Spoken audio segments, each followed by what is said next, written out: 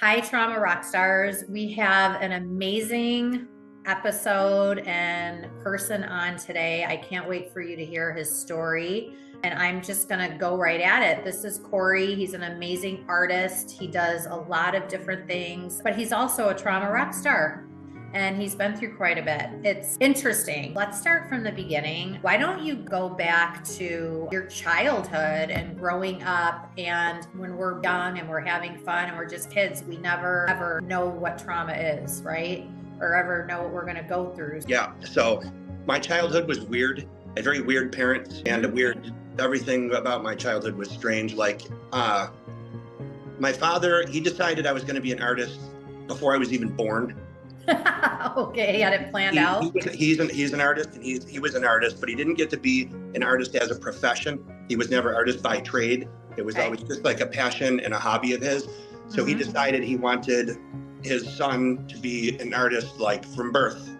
So he started teaching me how to draw. Before I even learned how to write, I was learning how to draw. So I had a super ridiculously early head start on everybody when it came to drawing. So my whole childhood, I was told constantly by my parents, my dad especially, and my friends and my teachers and everybody, it was always just, you're an artist. It was just artist thrown at me forever. So I never had that questioning what I was going to be or what I was going to do with my life or anything like that. I always knew from before I can even remember that just defined who I am, you know? And it was such a general term. It wasn't like you're any type of specific artist. It was just, you're an artist. And my mother, she was really into music and she had me singing a lot when I was young. But my father, he was like almost a drill sergeant about drawing when I was a little kid. He really wanted to get it like the foundations like established early on. And it did work for me, obviously. You know, I've been a career artist for a million years, so it worked out very well with that one thing. Definitely. And were you a natural, like right at an early age? He would just like sit me down and be like, draw him or draw her or whatever. And I would just have to like draw his friends all the time. And he would just give me pictures to draw and stuff. And everybody always like put me on a pedestal about being an artist and everything, like ever since I was a little kid. Yeah. So that's just that I've always just been heavily supported as an artist. So you were fulfilled and happy doing that. Well, I was fulfilled and happy doing that. And that ended up being my escape from everything for a really long time. Right. Really long time. I just kind of, it's like a meditation for me. You know, I go into a space, a flow space when I'm drawing or doing whatever I'm doing. And it just kind of shuts off my mind. I have a really hyperactive mind. And it never wants to stop unless I'm pointing it somewhere that I like. And since I love creating art, it's just always kept me, I don't know, feeling all right, I guess. I don't know. It was like an escape almost. Yeah. So when I was a kid, my dad, he did teach me how to draw. He was also extremely abusive and brutal. He was a brutal guy. He was absolutely miserable. He had like multiple relationships going on and was just constantly pissed off and mean and aggressive. And I basically just, me and my brother, who I'm extremely close with, just lived in fear all the time, just constantly. Now, it wasn't just from my dad being abusive, like physically and mentally, just almost constant. You know, it was to the point where if we were coming home on the school bus and we saw his truck in the driveway, we would just like panic, you know? It's hard to even explain. It was absolutely terrible. I was just constantly scared of him all the time. But he had a job. He worked for the railroad and he wasn't around that much, which was awesome. So he would just get called into work at all these crazy times and be gone for days or a week at a time. And I wouldn't worry about him during those times. And during those times, I had a lot of fun. And my brother and I were like the Muppet babies, basically. We just like created worlds in our imagination and just did all this crazy basic role playing and characters and all this crazy shit, just to kind of like get out of our life and make up our own little world. We would just, I don't know, it was really cool having somebody there. Like it was always me and him against my dad, you know? What's the age difference with you guys? He's 2 years younger than me. Okay. Yeah. My mom didn't realize she was abusive. She had a different thing where she was obsessed with ghosts and monsters and horror movies, which of course was a huge influence on me and my art, and that was a big thing for me and still is, still a big part of me.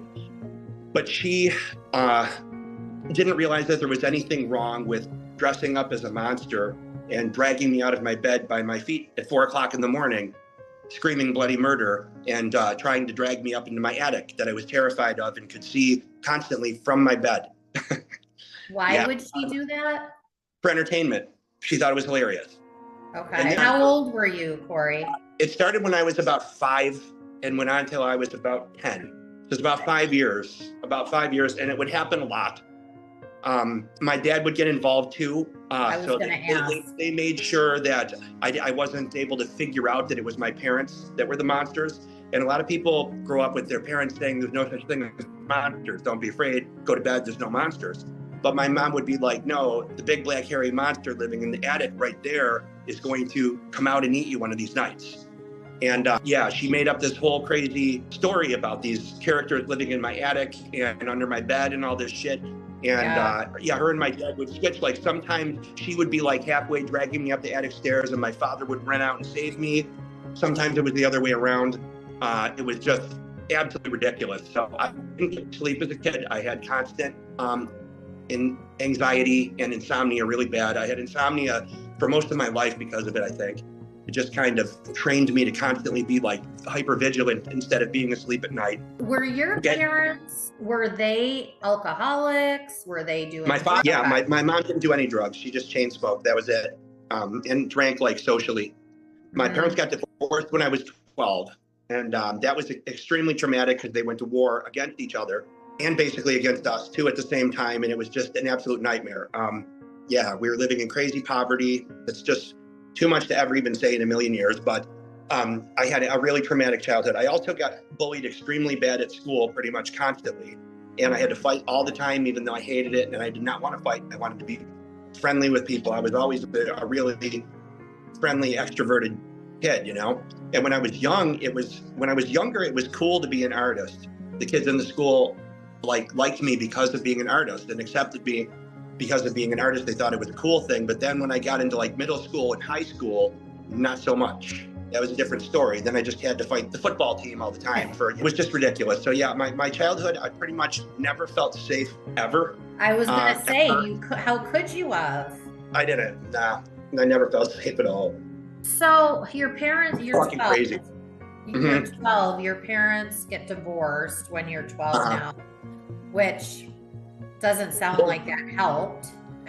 No, because then my mom went off her rocker and she started getting wasted constantly and bringing a bunch of different guys home all the time. Sometimes they would beat the shit out of her. It was crazy. That was absolutely nuts. She was like never around for a little while. We were starving to death. I remember having to eat gumballs so I didn't starve to death. It was absolutely ridiculous. And I ended up living with my mother. And then when I was 16 years old, we got in an argument about one of my friends that she didn't like coming over.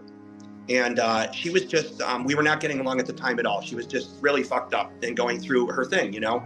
And I was just trying to be a teenager and live my life, but she was like driving me absolutely crazy. So we clashed all the time. We ended up being best friends for the rest of my life after I was 18. But during this time we clashed really bad. And she was mad at me about something just stupid.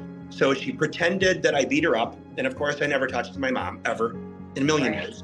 And she had me put in a boys' home for about 4 months. And that was just extremely boring and miserable. And my father got me out.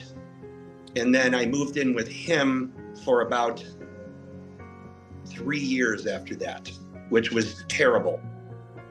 Living with him was much worse than living with her. Yeah, because he was constantly an asshole and he was still abusive. And like, it was just absolutely ridiculous to be that old. So you were saying about you lived with your dad and you were 18 and he was on you like a gorilla, beating you up.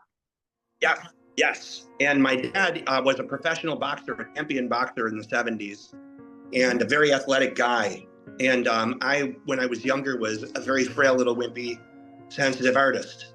So I definitely couldn't stand up to him at all. He just overpowered me effortlessly. And that was ridiculous. And then he took me that night and he grabbed me by the skin on my back like a cat, and he threw me out of the house on my face into the rain in November without even my sneakers or my wallet or my ID, and said, don't come back or whatever. So for the next almost year, was me figuring out how to grow the fuck up real fast. At what age? 18. That's when you were 18? Yeah, I had just turned 18. Between 12 and 18, and we can get into your relationship with your mom and stuff. I know your art was a huge escape for you. Yep. How else did you self-soothe? And besides drawing a lot, I had a really good tight circle of friends who I'm still friends with now. Pretty much all of them, which is really cool. And my brother, I always had my brother. And I was super into skateboarding. I was a 90s skater kid, and that was like a huge thing to be part of that scene. And I was in bands with my friends, either singing or playing guitar. I've always been a super outdoors kind of person too, so I would just like be in the woods a lot. A lot of hiking and a lot of just being outside and just adventuring, whatever I could think of to distract myself from, my home life. Were you playing around with drugs and alcohol at all? Nah, not really. When I was 17 was the first time I discovered LSD.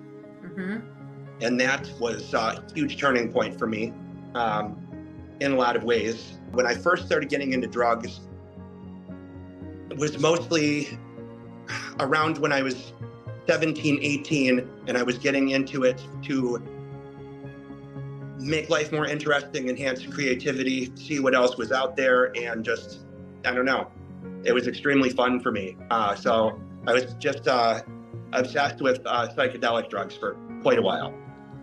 Probably being an artist. It took you into like a realm that you never would have seen. It got me out of just the shitty small reality of my problems and my family and stuff that I had when I was younger. It just kind of broke me free of that and just made the world seem bigger and more interesting and full of wonder again, like when I was a little kid, And that was basically, I didn't really do drugs as a teenager. No. What was the turning point for you? Because that wasn't a problem for you. You were doing it just like on an artistic level to see what else you can discover. So when did the shift happen?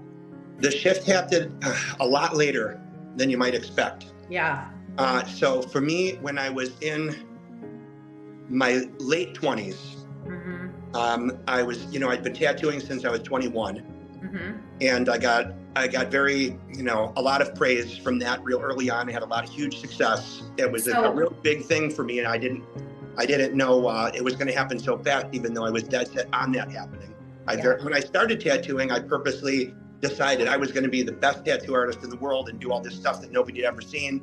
And I got to work on it like crazy, and I poured all of my obsessive attention into just that one thing.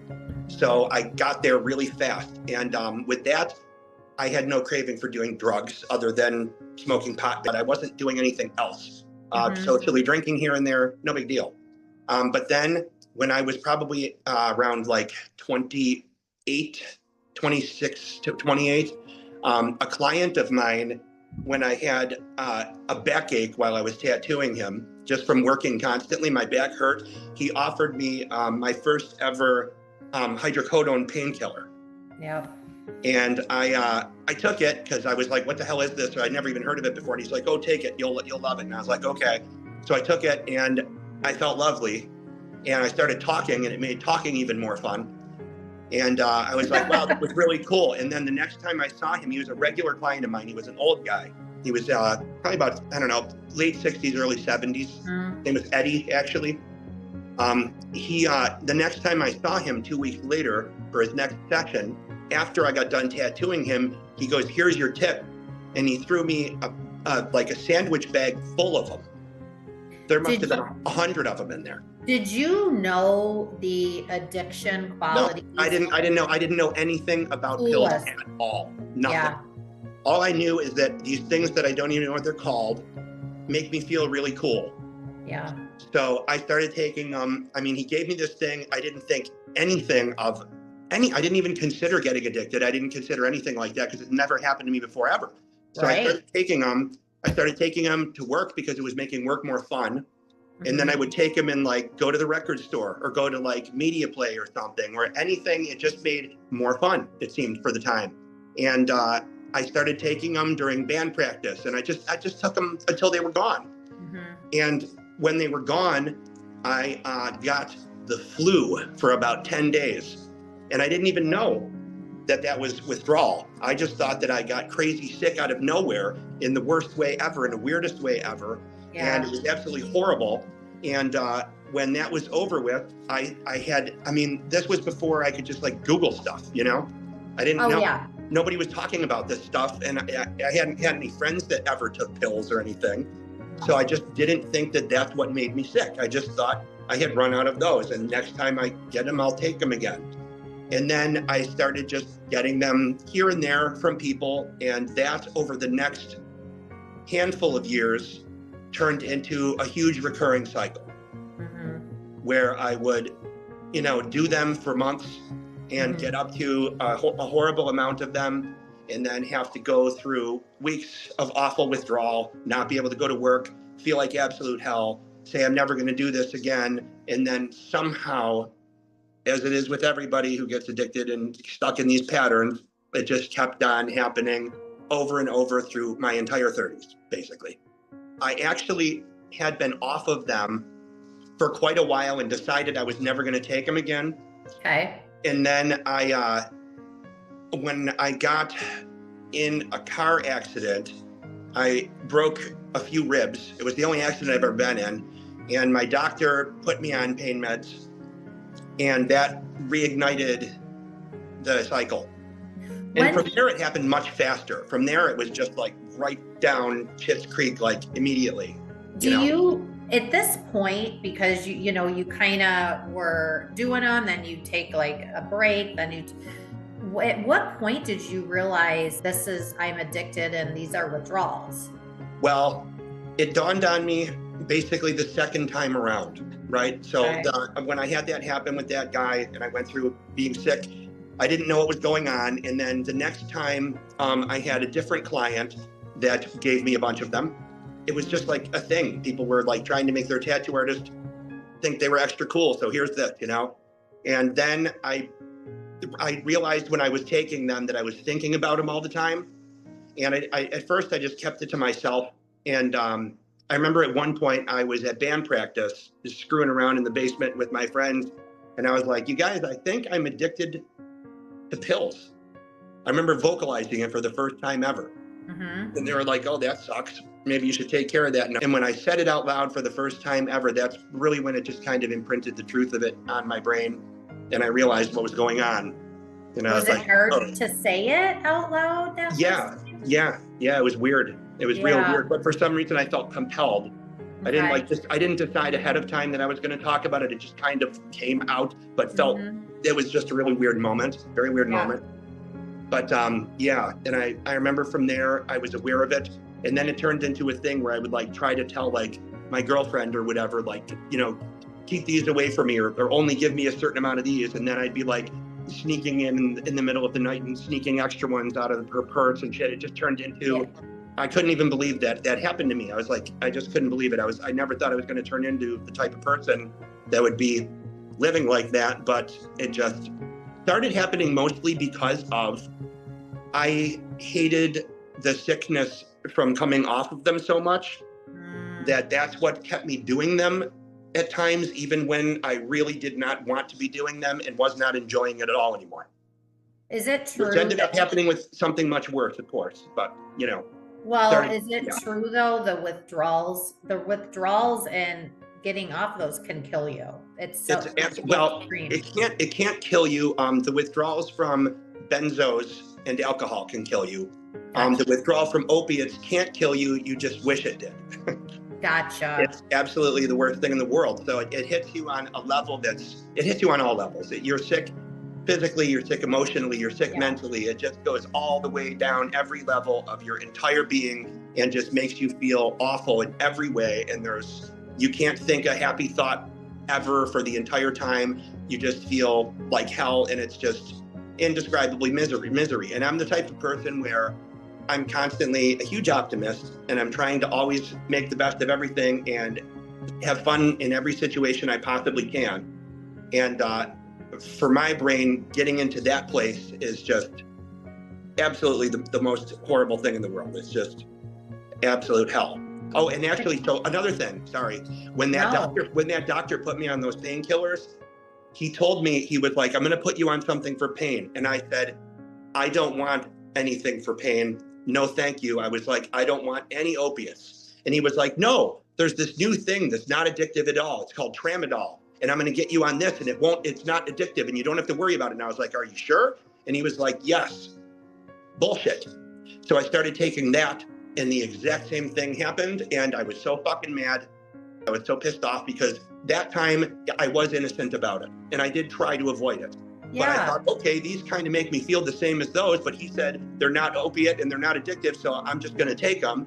And then I liked it, and then I had access magically through another client, and started getting more of them. I ended up taking those for 8 months. And when I came off of those cold turkey, because that's the only way I could ever come off anything, that was the longest withdrawal ever of my life from anything. It was probably 6 weeks of absolute just shit. It was terrible. It was even worse than hydrocodones. When you're going through that for 6 weeks, yeah, 6 weeks. How do you stay focused? And I didn't work. I didn't get off the couch. I didn't leave my house. I was married at the time that happened, and she just basically took care of me like a cancer patient or something. Yeah. And I didn't talk to anybody, and I didn't go anywhere. And I'd made enough money. I owned probably at least one tattoo studios then. Yeah. And they were making money, passive income for me without actually having to go to work physically and work. Right. So I just isolated myself and just lived by the skin of my teeth with whatever money I had saved and whatever was coming in from my shops. And I just was taken care of by her, but I could not work at all. When I'm in withdrawal, I can't do it because my work requires, and I'm extremely tough on myself about it too, it requires 100% every single time. It's like I have a gun to my head while I'm trying to focus. The entire time that I'm doing a tattoo, I can't lose focus of what I'm doing. It's not a normal job where you can daydream or screw around or take breaks or whatever. The whole time I'm working, I'm engaged 100% mentally because I'm making sure that it's 100% the best I can possibly do. And at the same time, I have a person who expects me to give 100% to them. Yeah. And that's a whole other level on top of it. So being able to give out 200% as I work is completely impossible if I'm in withdrawal. So I won't work if I don't feel like I can do that properly and give that to them. So anytime I've been in it, no work. Yeah. Yeah. Was this 6 week stint that you went through? Mm-hmm. Was that it? No, it was not it. And I'll tell you, this was the real fun year here. Okay. So the day when I come off of, pills. Cory, when was this, the 6 week that you went through that? How many years ago? 2014. 2014. Okay. So, and I'd always had this weird thing where it didn't taper. It didn't wear off slowly. I felt like absolute maximum hell all the way up until waking up and it's gone and I feel fine. Okay. I don't know. I've been talking to enough other people to know if that's normal. I don't know. But for me, I don't think I've ever talked to anybody about that specific detail before. So I don't know if that's normal or not still. But for me, it always just wore off like that and it was just gone. So the day that I woke up and I felt good for the first time in 6 weeks, okay, I was like, oh my God. And I remember went out to eat with my wife, and I was basically celebrating the fact that I remember telling her I felt like I beat cancer. And I was like, I'm going to get fit and I'm going to do this and I'm going to do that because I weighed about 130 pounds. Oh my gosh. I was absolutely skeletally emaciated. And I decided to go back to work the very next day because I was excited to get back to work. So I made an appointment with a client. And on my way to work, I stopped and got breakfast by myself at a restaurant.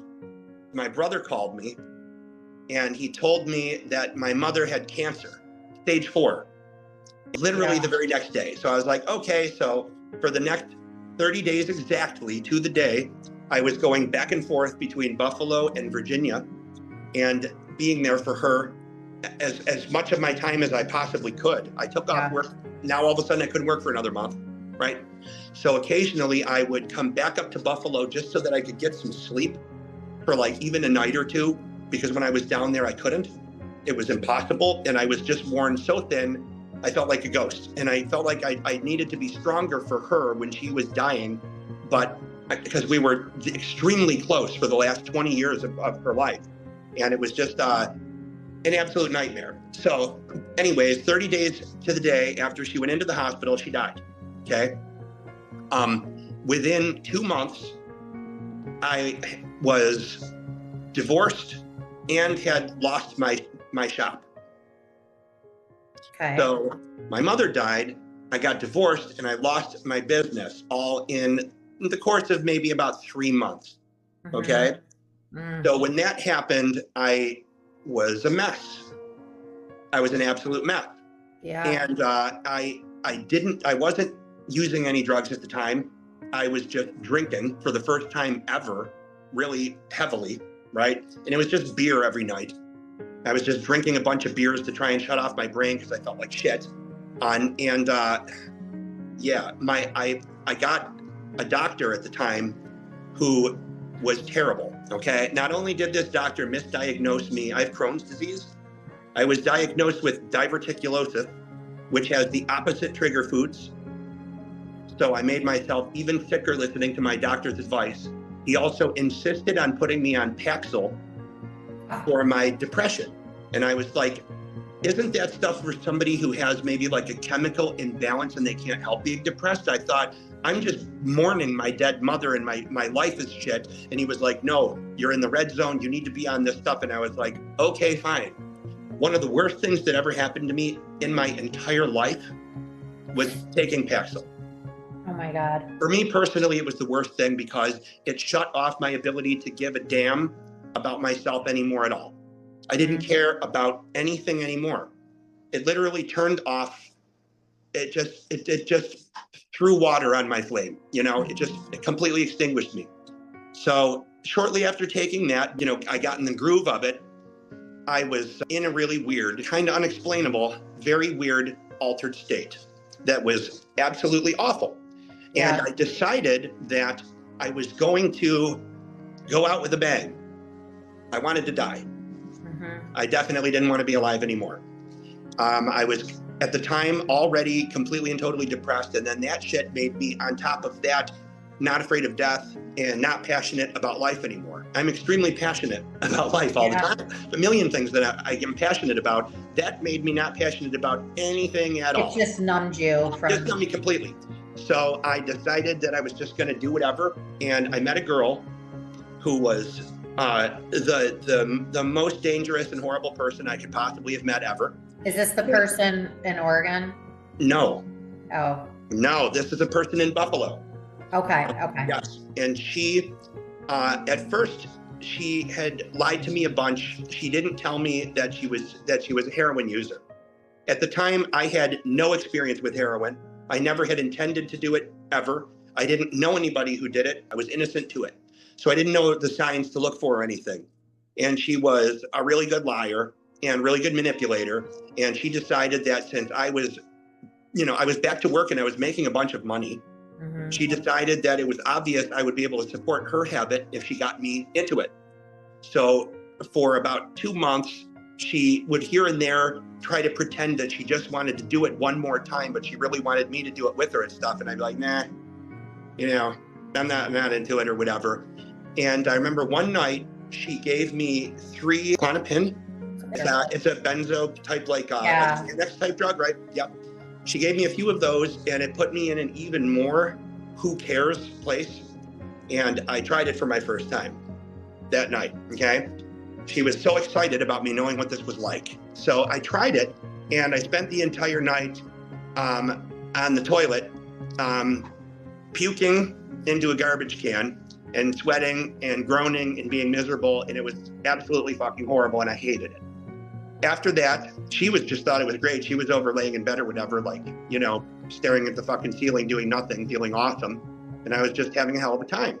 So afterward, I just was like, kind of for about another week, I was kind of like joking about it with her. I didn't grasp how serious it was because I couldn't grasp anything being serious. It was impossible. Yeah. So I was just like, yeah, real fucking great. You know, that was super fun. And just making it real light. She took advantage of that, somehow talked me into trying it again. It reminded me of painkillers, but was, you know, much faster and much more completely consuming. Yeah. And I did that with her for about maybe 10 days, every day. Wow. I'm extreme about everything. Okay? Yeah. I went hard for about 10 days. And then I remember I was laying on my bed and she was laying on the floor and I was staring at my feet for however long, hours, right? I was like, this is absolutely ridiculous. I was like, I haven't done anything in a week. I'm supposed to be writing music. I'm supposed to be drawing for clients. I'm supposed to be doing these other things. And I was like, it's beautiful outside. What the hell am I doing laying in here? And I was like, I'm not doing this anymore. And she was like, what are you talking about? And I was like, I'm not doing this anymore. I was like, this is stupid. This doesn't coincide with my reality at all. And I was like, I'm over it. I'm like, I think I'm over it. And I was like, you know, so the next day when I was going about my business, all of a sudden there it was, withdrawal.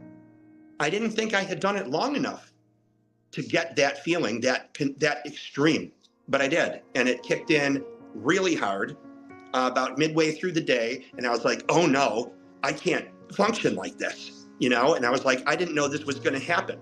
And I was like, I'm not ready to go through this right now. I have to work. I have clients. Like I had all kinds of shit was crazy in my life. I was trying to pull back together, even though I was in this weird condition in my head. And I said, you know, let's get some more so I can figure out how to get off of this without feeling like this, right? And then that turned into an entire year of being on and off of heroin and sometimes Suboxone.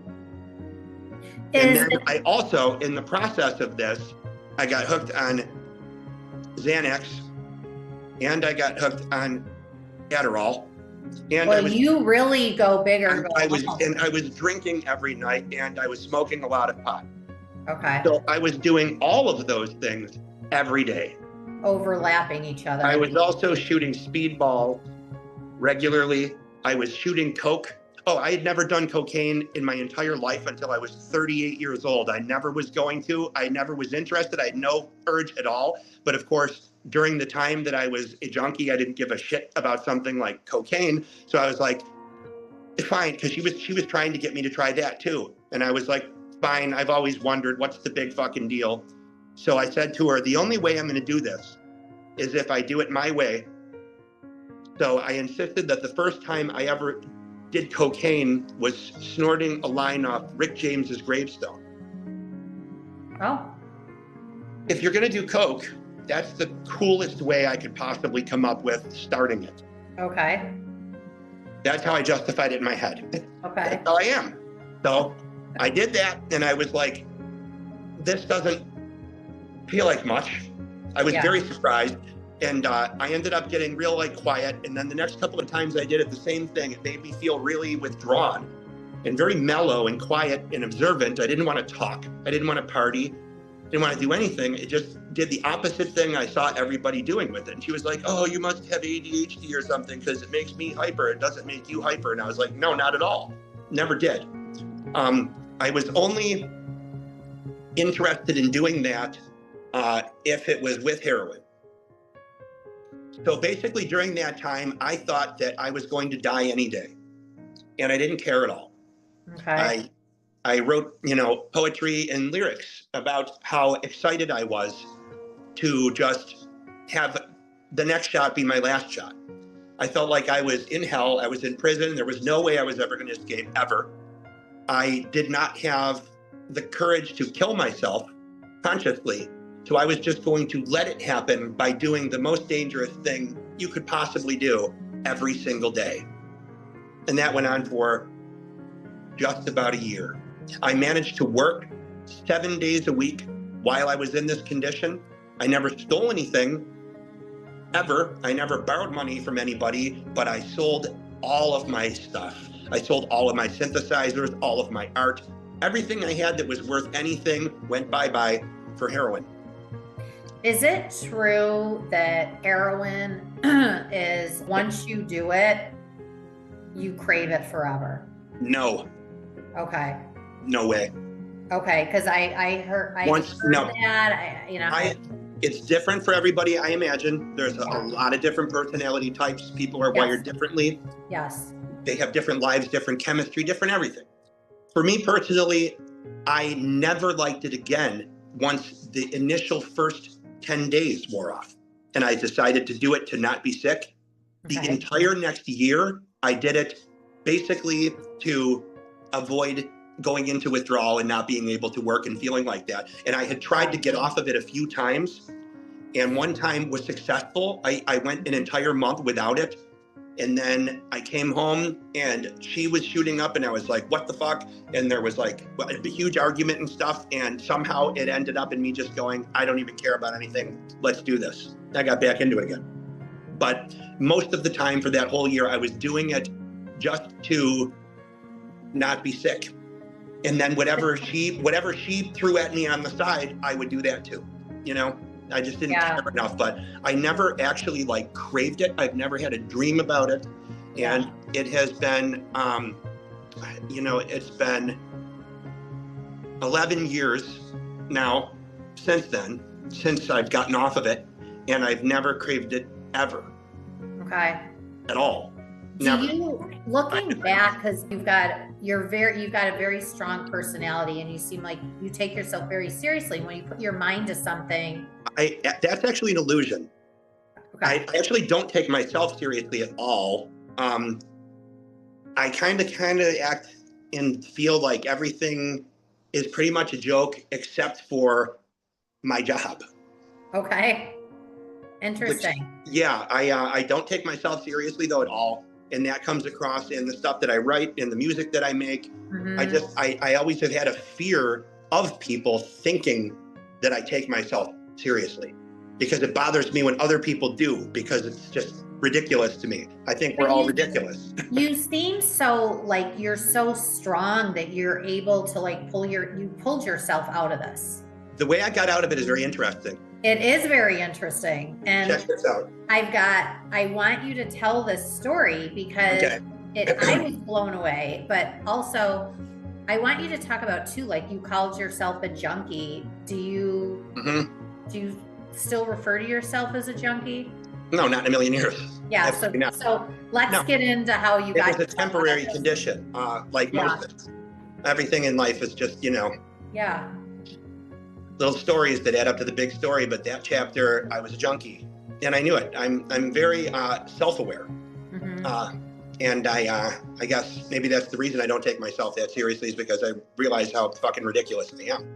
But I am very self-aware, and I know myself, and I'm a realist. I've been a realist as an artist by profession and by personality my whole life. It might seem like I'm an out there artist kind of guy, but I'm actually extremely logical and realistic. Well, your addiction story is incredible, but this is really incredible. Like, this was a weird transition here. So, it got to the point where, her and I were just living this disgusting lifestyle. Yeah. I hadn't changed my litter boxes in 4 months. My house was garbage floor to ceiling. I hadn't showered in weeks. I looked like shit. I was emaciated, skinny.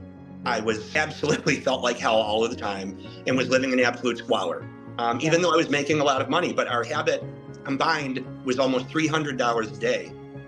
So that's what I was working for. And I was several months late on my rent. I mean, I was a junkie, literally. It was a disaster. I would hurry. I would make 2 runs a day. One when I got up in the morning, and the next one when I got out of work for heroin, to ridiculous, disgusting places, even in the middle of blizzards in 2014, we had the worst winter in 100 years in Buffalo. For 2 months, it didn't go above like 0 degrees, and we got just feet of snow every single night. And that was the winter that I was a heroin junkie the entire time, and I managed to get that shit every day. And if I didn't get it, I just like focused on being aware of what I had done to myself. I'm like, you need to suffer. Look what you've done to myself. This is your punishment, you asshole. I'd say this to myself in the mirror, right? Anyways, so things got really bad with her. We weren't getting along at all. There was no intimacy for at least 6 months, 0 at all. I was disgusted with her. I knew that she was the person that had got me into it. She was doing other disgusting things to get money that I didn't even know about behind my back. She stole my car and got in an accident. She didn't even have a license. It was a hit and run. She lied and said somebody hit my car on the side of the road, and it ended up in this big fiasco. She was just absolutely horrible, horrible, horrible. She tried to kill me 2 different times. She stabbed me. I had to have her taken out of my house by the police after she attacked me and stabbed the shit out of me with an intramuscular syringe. Try blocking that while someone's coming at you like a murderer. She tried to get through my door with a knife one night and ended up cutting herself to ribbons instead. It was the most ridiculous shit ever in the world. I mean, I lived in the dark side. I kept on saying, like, even Train Spotting paled in comparison to the fucking reality of my life for that year. Yeah. It was absolutely disgusting. So what I got out of that is I know exactly what I don't want out of life now.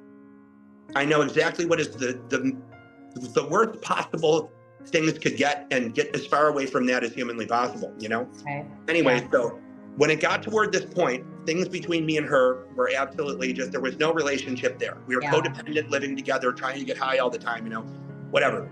And I remember she was like crying and whining and saying, you know, you haven't touched me in 6 months. What's wrong with me? Blah, blah, blah. And I was like, I haven't thought about sex in 6 months because I was, you know, I'm like, because you turned me into a junkie. And she was like, no, it's because of the Paxil. And I was like, the Paxil? I was like, I'm doing every drug known to man. And you say it's the Paxil? And she was like, I want you to stop doing Paxil because I know it's that, I'm sure of it. And if you stop doing that, I know you'll be attracted to me again. And I was like, okay, here's the deal. I said, I will go into the bathroom and I will flush my Paxil down the toilet, okay? I said, if you do that with your Lyrica, because she was shooting Lyrica. Oh. I don't know if anybody else on earth has ever tried that or would ever consider it or what it'll do for you. She was the type of person that if she had to take ibuprofen for a headache, she would shoot it into her vein. She was wretched, okay? Absolutely fucking wretched person. I couldn't even believe how much I couldn't stand her. So I was like, okay, I just wanted her to stop doing that because it grossed me out more than anything else. And she was starting to get sores all over her body from it and shit. And we had to go to the hospital to get like abscesses. It was terrible. Disgusting. Okay. Yeah. So I said, okay, how about you flush? You're like, okay. So we dumped our shit down the toilet, flushed the toilet. Okay. Just over a week later, now I didn't even notice the transition off of it because I was on everything else. Mm-hmm. So who knows? It was a circus every day, up, down, sideways, whatever. So finally, after probably about 10 days, I remember I woke up in the morning. She had her own bedroom. I woke up in my room and I was looking at the ceiling and listening to birds outside. And I was like, something's different, you know? And I went into my bathroom, and as I was peeing, for the first and only time in my entire life ever, I heard my own voice say right into my ear, like I was standing right next to myself. The other Cory said, "What the fuck are you doing?" Just that. Huh. Now, to me, that was enough to have an epiphany. Yeah. And a feeling washed over me, and I was like, you're right. What the fuck am I doing? And I was like, this is ridiculous. I'm not doing this anymore. Mm-hmm. So basically, the Paxil made me getting off of it made me able to see the reality of what I was doing in the context of my own actual personality for the first time in a year. So I woke her up and I was like out, get out. You're out of here. And I kicked her out and I broke up with her. Okay. And then I moved back into my ex-wife's house, into my old room. She was kind enough to let me stay with her again because she's an awesome person. Yeah. She let me move back into her house. She was still single. And it wasn't a romantic thing. I moved in to cover, you know. So I wasn't getting help from anybody. I didn't ask anybody for help. I didn't even talk to any of my friends for an entire year. I didn't want to hear it. I didn't want help at all. I wanted to do it myself like I did with everything. I've always been that kind of person. I teach myself everything. I taught myself how to tattoo. Besides learning how to draw in the first place, I've taught myself everything in the world, right? Right. So I decided I had to do it on my own. So I kicked her out. I moved into there and I started thinking, okay, what am I going to do? How am I going to get off of all this shit? Okay. And I knew my patterns, obviously. And I knew that I had a bunch of phone numbers in my phone of different people that I could contact to bail me out if I was climbing the walls in withdrawal and I couldn't stand it anymore, which was bound to happen, of course. So I got this bright idea and I bought a one-way ticket to Maui with no return ticket. And I headed to Maui for a month. I didn't know anybody there. And I went with a suitcase in my backpack and that was it.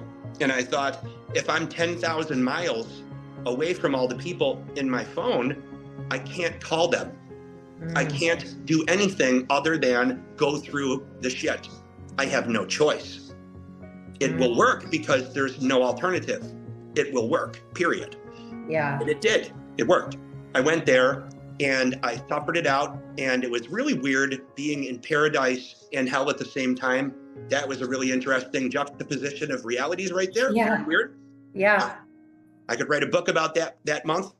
From there, I decided I wasn't quite ready to go back to Buffalo yet because I still felt shitty when my rent went out on the cottage that I rented, a bungalow or whatever. So I went to Vegas for a month after that. Not to party. I never hit the Vegas Strip once, ever. I didn't go there to party. I went there because I had a friend there that was like, I know where I could put you up for a month if you wanted, and I will bring you food and stuff and take care of you if you need me to. And I was like, sure.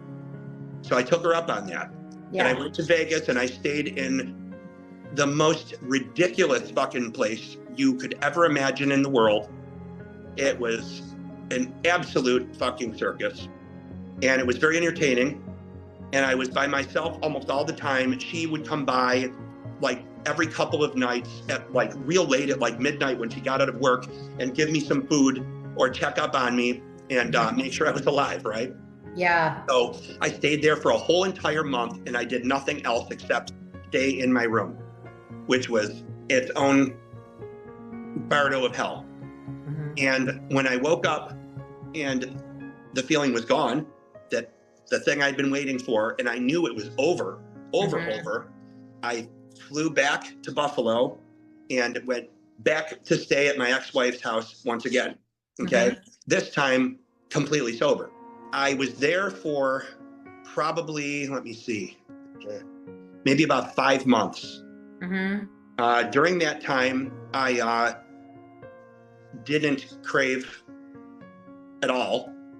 I didn't use at all. I had a few drinks socially here and there, but alcohol was never really a thing for me. So it didn't make me want to do anything else. And I smoked pot here and there. But other than that, I didn't do anything else. I didn't take any pills. I didn't go after any harder drugs. I didn't even consider doing heroin for a second.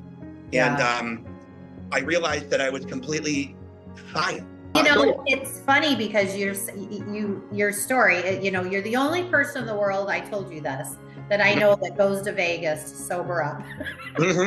You know, I love this story though. Somehow was just. It worked. It worked. It was the right thing to do and I knew it was. And I was clear-headed and very, very determined. And there was no way I was going to make any mistakes. So I did whatever I needed to do to stay away from making mistakes and not let the idiot version of me take control again, you know? And when was this? This was in probably the very beginning of like, it must have been 2015, but yeah, it was 2015. Okay. Yeah, not the beginning, it was the middle of 2015. So yeah, 2015. And I was living back at her house, my ex-wife's, and she was great, extremely supportive, awesome, great friend. We were much better friends. Yeah. We were only married for a very brief period of time anyway. That's really cool though. Yeah, she's awesome. So during that time, I realized that I needed to get the hell out of her house. And I knew that my time was up in Buffalo and I needed to go reinvent myself. Yeah. And start a new life completely. I got obsessed with fitness. And I have been now the entire time. It's been 10 years, almost just about 10 years that I've been into fitness and been super fit all this entire time. I've managed to stay focused on it. I just kind of transferred that weird part of my obsession into being fit and healthy instead of fucking myself up and, feeling like shit all the time. I never, even through all those very dark times when it came to my relationship, I never thought about using heroin ever again. Now you're totally in fitness, like it has replaced all that for you, which I think is awesome. But I wouldn't call myself sober though. That was the thing I was going to get at right away is I'm not sober. Yeah. I don't use hard drugs like that anymore. Yeah. But I have periods of time. I'm prescribed Adderall for ADHD, and I keep on getting sick of it and stopping for a while and then saying okay and getting back on the prescription for a while and stuff. It hasn't made me want to party and do other stuff. It just is its own thing. And I still appreciate psychedelic drugs, and I still smoke pot. But I haven't had a drink of alcohol in at least 2 years. I don't drink at all. I don't, I don't smoke cigarettes. I don't do any of the other stuff. I don't do any opiates. I don't take any fucking, pills like that or anything. No, your story is just a little different. Yeah, it's very different. And so you didn't go to like NA or any of those? No. So what would you, like somebody that's listening to this right now that is going through like the hard drugs, like you've had to get yourself off them so many times, like, and you were strong enough to get yourself recovered from it. Sounds like it was awful to go through that. So, and that's what kept you doing it, because that's why so many people are dead. And you knew it was coming. I'm not gonna go there. But in the last 2 years, I have lost 2 of my closest friends because of drugs, and that for me helps reinforce me not wanting to go back to that, because I don't think people quite realize what happens to the world when they die, what happens to the people that care about them, and the effects that it has. Yeah, the effects that it has on everybody else. I know that they can't think about that in the moment, and they can't consider it, and it's very unfortunate. But I wish they could. For me, when I came out of it and I had my epiphany about how many amazing people that I felt deserved to still be alive and had so much to give to the world died from doing even less than what I was doing to myself, I felt like getting back into it would be kind of like spitting in the face of the universe for giving me a second chance. Yeah. I felt like I couldn't do that because it would be the ultimate insult, to life itself, to just like say, fuck you, no, I'm going to do it again anyways, when so many amazing people die from it. So many people I've known and so many people everybody else knows of. I just decided that I needed to try to do something amazing with the rest of my life. I've been obsessed with that pretty much the entire time, and just kind of recently have been figuring out what that is. I was asking you about what you would say to somebody that's what I would say to somebody is, number one thing, get yourself away from your situation. Get away from anybody that you're involved with that does it with you, influences you, or gives it to you. And I mean, not just like say, I'm going to delete their numbers or I'm going to break contact. I mean, get away. the only way that I was able to do it was to put distance between me and any possible way of screwing up. So that's the way I know works, is to get away. Somehow just get away. Go somewhere where you have the ability to just pull up for a little while. Yeah. Keep your mind straight and just go through it. You know, there's no way you're going to get out of it without going through it. You have to go through hell to get back to reality. You have to. And it feels like it's never going to end, but it does. It always does. It does end. And then when you find yourself again, you realize how ridiculous you were. You know, it's quite an experience to come back into the light and just go, how did I forget what it felt like to even be me during that time, you know? Yeah. You lose yourself so completely in it. It's really incredible. It's really something. Drugs are just unreal because they just reach so deep, and everybody just, you know, wants the same thing out of life. Everybody wants peace of mind, and they want to be happy. And if they don't have that, they try to find it any way they can. But there is nothing worse than being in the prison of being a drug addict. Yeah. It won't make you happy. It will not make you happy. If you're doing addictive drugs, you're not going to end up happy. You're going to end up more miserable than you ever could have imagined to begin with. And rather than going, oh no, yeah, I finally made life suck even more and there's no way out, think, no, I've just seen the worst things could possibly be, and I'm going to go the other direction, you know? It's hard to say anything to people because I have been there, and I know that when I was there, nothing anybody said mattered. You have to want it. You have to want it. You have to want to get better, or you're never going to. You have to want it. And when I wanted it, I wanted it. Yeah. And have you come across any of those people now that even though you're back home? Yeah, no. Okay. No, it's been so long, and they're all dead anyway. You know, for me, it wasn't anybody that I knew in my normal life that got me into that stuff. It was just an outsider that brought me into a little microcosmic world that is now non-existent. So I don't really have to worry about that because it's all completely obsolete now. There's absolutely that whole world that I was part of is gone. Did you have a fear of when you went back home of running? No. You didn't, because you were done. Yeah, I was done. Plus, now that fentanyl is killing everybody. Oh my gosh. It's an ex that killed my best friend, you know, last year. And we bonded again. Everything was great. Neither of us were using drugs, right? And then I said, you know, I'll see you soon. And he went on a fishing trip. And then I went back to Portland, actually, for a while. And during that time, shortly after that, he moved into his own apartment. And I think he just felt invincible. He just decided that, well, I've never died before. He was just such an asshole like that. And he ended up getting a bag of what he thought was heroin, just one bag. And he sniffed it. He never even messed with needles or anything, which was mind-boggling.